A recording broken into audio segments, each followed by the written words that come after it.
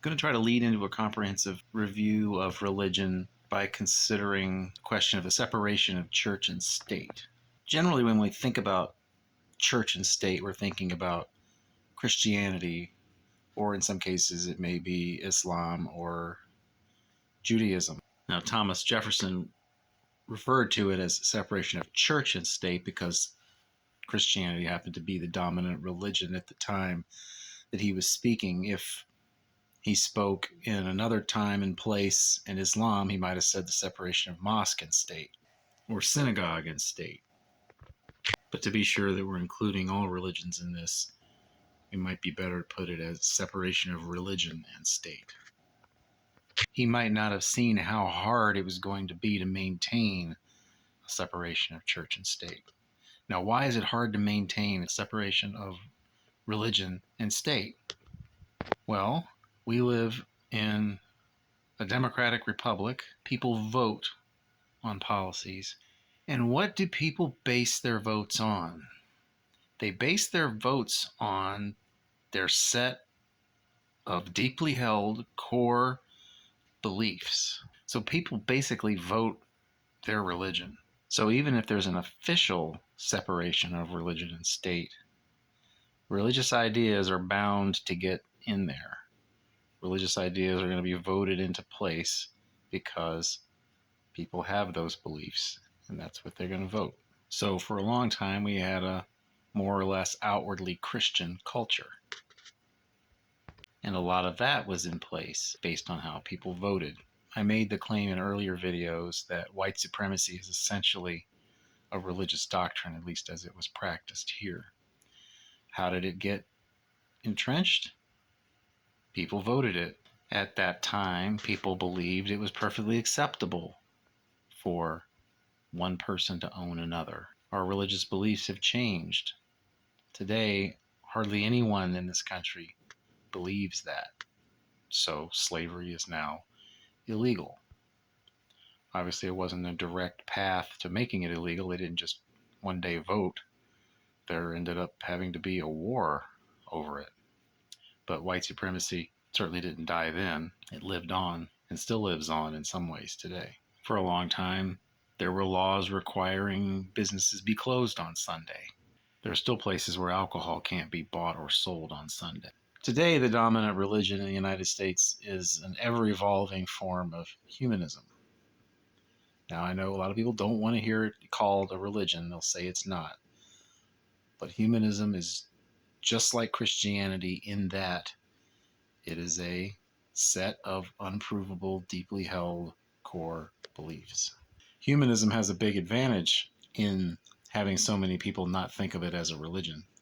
That way, it gets to be taught in schools. With humanism being taught in schools, that essentially lets humanist culture create people in its own image.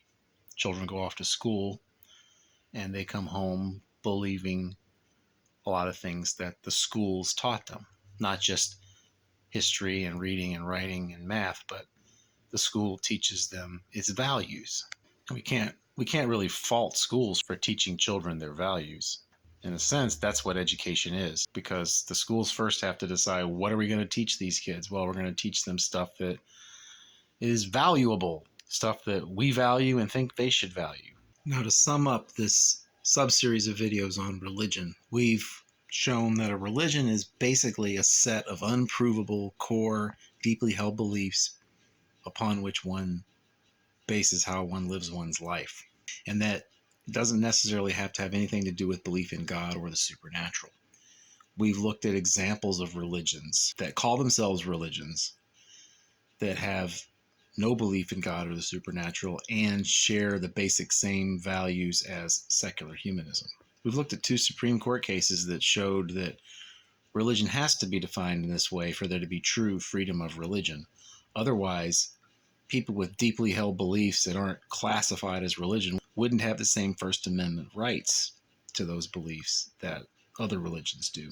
Religion, especially where there is one dominant religion, becomes deeply embedded and intertwined with the culture, so much so that it is often difficult to distinguish between religion and culture. Religion is virtually universal in human culture. And we have a natural inclination towards it. We have a natural religious instinct.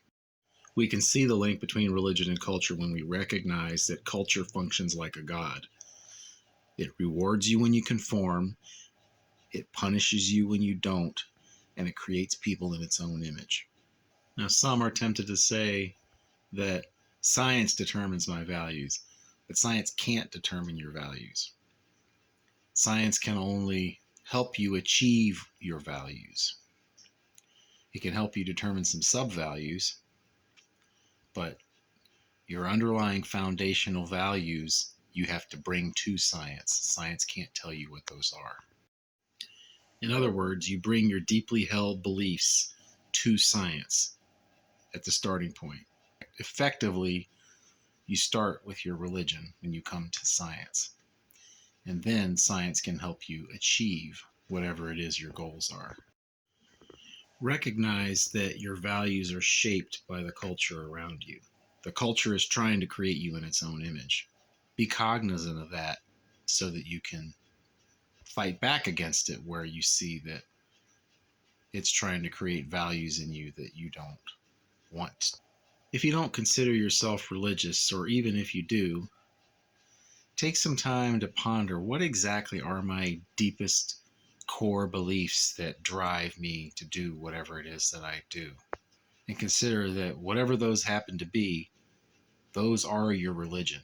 And if you don't like some of them, endeavor to change them. And then ponder whether these are the values you want to have. Because you might look at your values and say, well, there's this thing in here that, yeah, it's pretty clear from how I live that I value this thing. And maybe it's not such a great thing to value. So maybe it's time to adjust your religion. Now, I'll close by saying that your religion is essentially the sum totality of how you live your life, because the sum totality of how you live your life reflects your deeply held core beliefs.